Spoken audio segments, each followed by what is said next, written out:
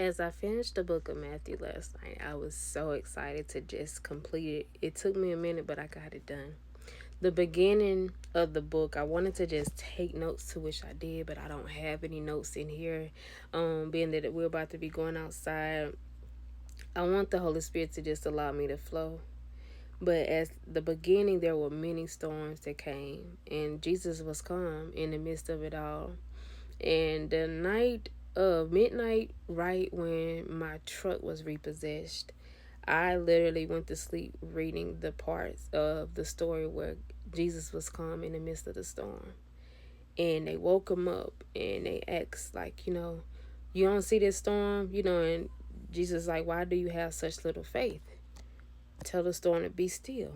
Be calm, be good. You got this. You waking me up for this. So in the midst of me falling asleep on it, my husband woke me up, was like, India. So which it was unexpected, but I just felt like we had enough of time to make a payment for our truck. But our oldest was still up about 3, 4 something in the morning. It wasn't nobody but God, because we in a new subdivision, new area, and we would have been like, what happened to the truck? When you get your truck repossessed or vehicle, they not about to leave a note on your door. They trying to get it by any means necessary. So my oldest came to the door, was like, is our truck supposed to be repossessed? So we was calm. I say all this to say the man that was out there, he allowed us to get things out. He was nice enough to just, do his job, and we didn't fight, we didn't argue. It was calm. We was good, we was calm. It was unexpected, but I guess it was just a test, and knowing that God had me read that part before I went to sleep. Literally hours later, boom, that's what happened. And I know that it's breaking me and my husband down, and it's actually building us back up, because the truck was done with force of me forcing my hand, when now my husband is being a better man and leading.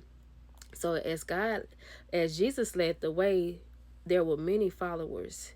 He was healing, he was delivering, he was just using his hands and his wisdom, teaching as he allowed others to just follow him. He ain't never tell these people, stop following me. What you want? He did ask, like, how long shall I have to be here? Especially for one of the ones that was possessed with demons and spirits, and they had little faith. So I guess the way I would take that, as God will get upset if you show you don't have any faith in him. Jesus would get upset when you feel like you don't have any faith in him. So I say all this to say, many follow him. Many